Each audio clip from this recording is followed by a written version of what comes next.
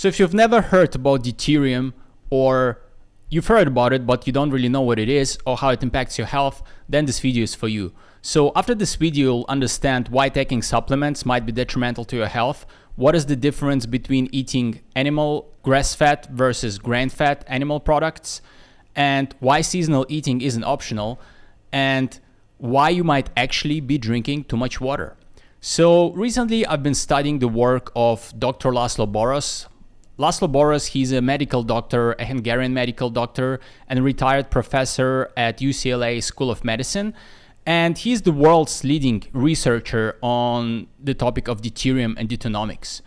And what really got my attention is that a lot of people, when they hear deuterium, they just think, well, it's just another fancy thing, another niche thing I need to pay attention to. And it's already complicated, and now I need to pay attention to deuterium.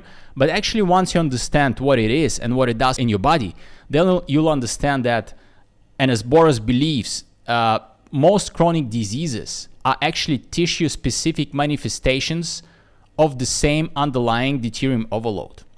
So let's start with what deuterium actually is.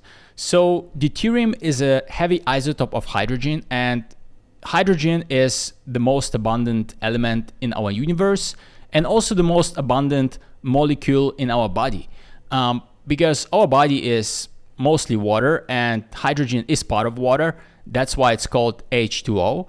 And so it's everywhere. And everywhere where you encounter hydrogen, you'll also encounter deuterium, because deuterium is basically the same thing as hydrogen. It has also one electron and one proton plus one neutron, which makes it twice as heavy. And if you look at chemistry, you have different isotopes of oxygen, of nitrogen, of carbon, but the thing is that no other isotopes have this mass difference. And because deuterium is twice as heavy and hydrogen is literally everywhere in our body, then it affects all the processes in our body as well. And Boros uses this analogy. He uses different analogies, but one of the analogies is actually when you juggle the balls and someone gives you twice as heavy the ball, right? So it disrupts your juggling rhythm and it disrupts all the things you've been doing. And it works kind of the same way in our body. So deuterium is not a toxin. It actually has a role, and it's actually very rare. So usually you will encounter it in 155 parts per million in ocean water, which is very rare.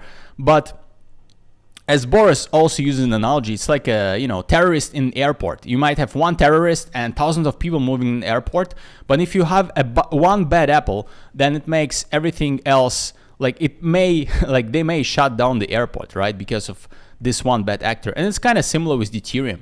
And deuterium is not inherently a toxin. It's actually a structural tool that belongs into the structural tissues of our body.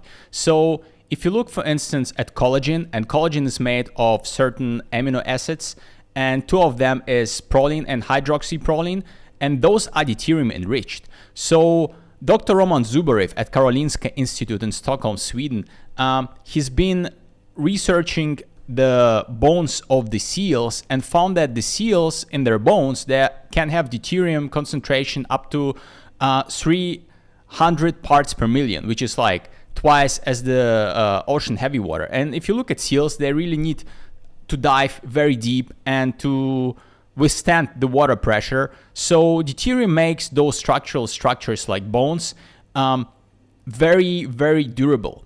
But then we also have, the kind of not so durable parts that are the moving parts of our body. For instance, our nanomotors in our mitochondria, the ATP synthase. And there you really don't want to have this heavy isotope of deuterium because it kind of clogs the engines. And this is the direct argument to understanding why deuterium is detrimental. Because what deuterium does, it kind of clogs those nanomotors. And if you understand that those nanomotors, they can spin up to 9,000 rotations per minute, which is almost like a Ferrari engine. And if you put sand into a Ferrari engine, then everything else disrupts. And so what ultimately happens, those motors, they kind of break, and then the cell initiates apoptosis, which is programmed cell death, And this then can lead to inflammation and fibrotic tissue, and you really don't want to have that. So, and our body is very, very smart. It actually created multiple filter system how to keep the deuterium out of the mitochondria. And for instance, one of them is actually glycolysis. So glycolysis is the first step of how your body breaks down the carbohydrates, and it has 10 enzymatic steps. And those enzymatic steps are actually Perboros deuterium filters. So every step kind of filters, takes hydrogen and checks if there's deuterium in it, and kind of removes it. So this is the first kind of filter system.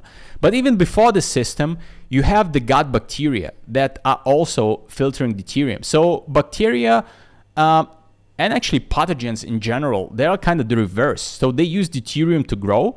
And so what bacteria in our gut does, it takes deuterium we consume from food, and then it ferments it and gives us the short-chain fatty acids that are deuterium depleted. And so then, we kind of excrete this deuterium as our stool, and get those short-chain fatty acids for our body that are deuterium depleted. And once those two systems break, right? Once you have damaged gut microbiome because of antibiotics, because of glyphosate, then you really have a problem, because then your glycolysis has to take over, and then you also accumulate deuterium enriched water in your cytoplasm, and it kind of poisons the system.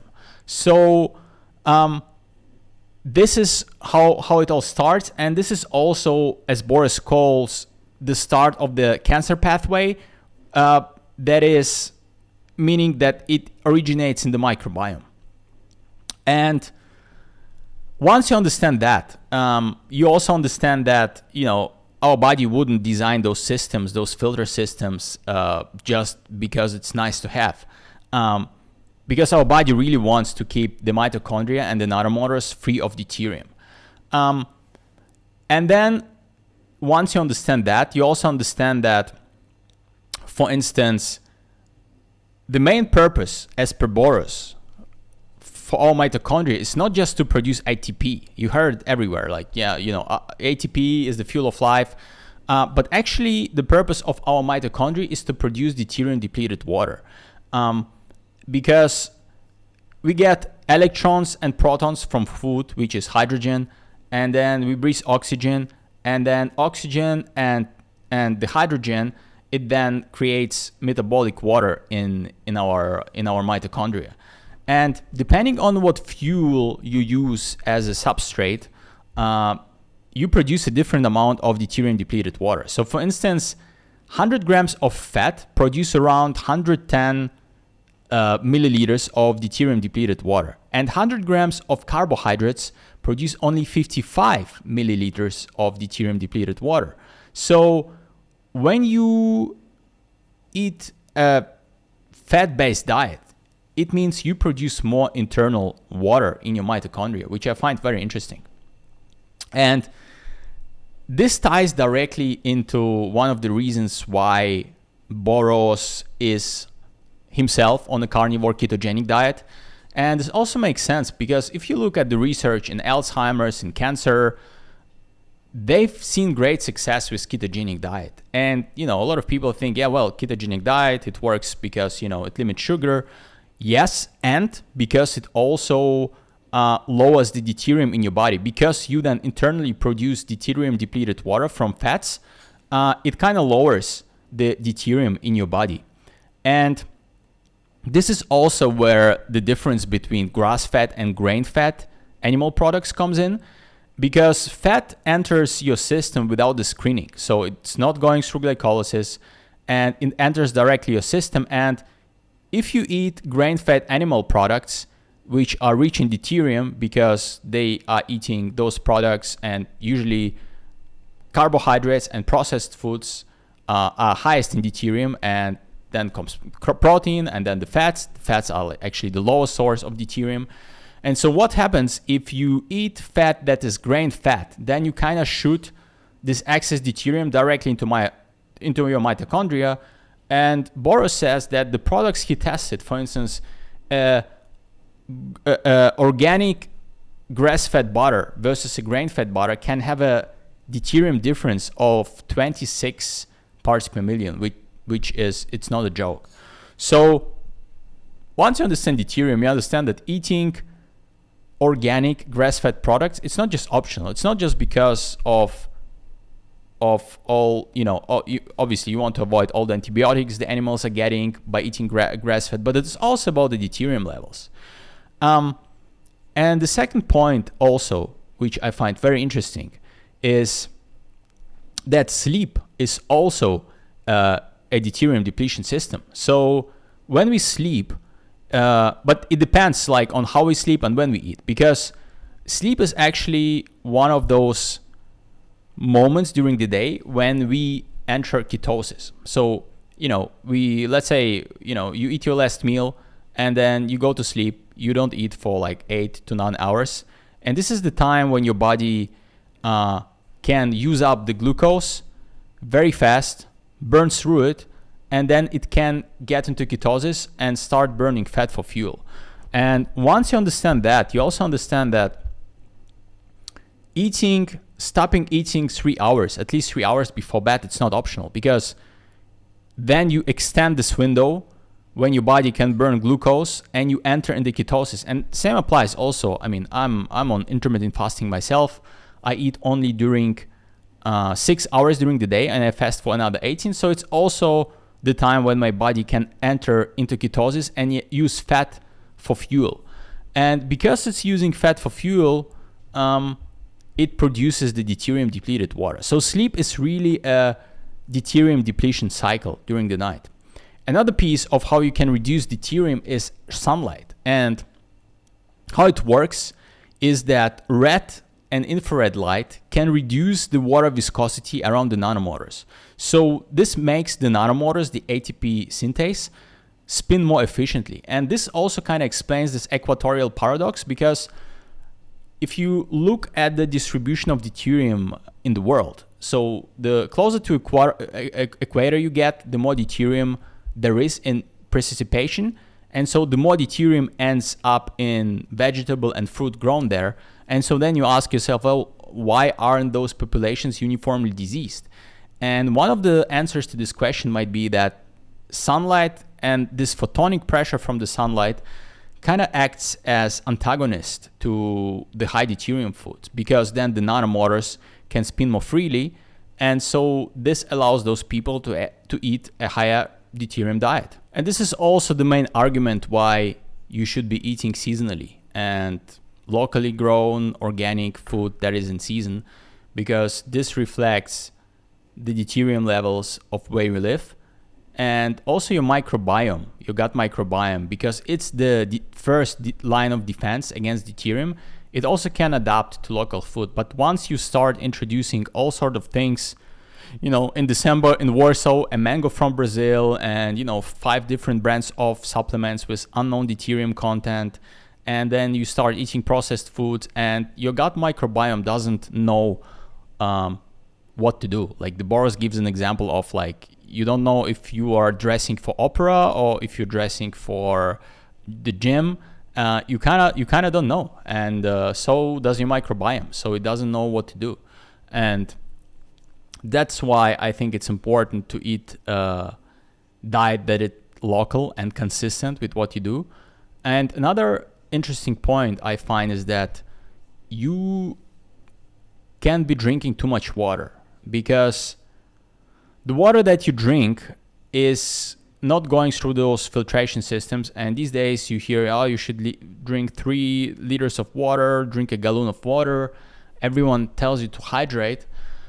But actually what happens is that per Boros, you can mess up your antidiuretic hormone by that. And by drinking too much, your brain swells, and the swelling of the brain presses on the pituitary gland, and then certain hormones can be suppressed. And there are a lot of anecdotes of people who are drinking too much and have all sort of issues with fertility, with the hormones, and autoimmune conditions, hypothyroidism. And just by drinking when they're thirsty and not when they are told to drink, they can fix those issues just by, I mean, Boris doesn't say like you shouldn't drink. He says you should drink when thirsty. And for me, it made a lot of sense. And I think this is one of those things that people often don't think about. And then the another piece is taking supplements. And because we already mentioned, because collagen, for example, is structural protein. So if you eat cows and the collagen from cows, you get this, structural protein that is deuterium rich into your system without the, the filtration mechanisms.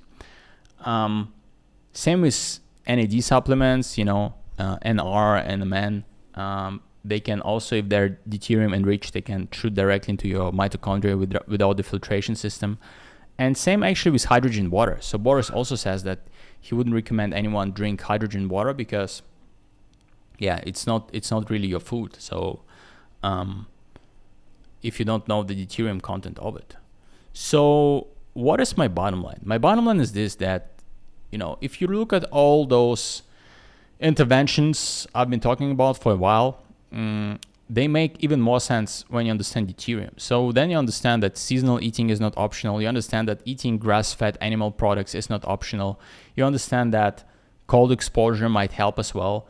And you understand how all those pieces fit into a bigger picture, because truly deuterium may be one variable that sits upstream of everything else. Thanks. See you in the next one.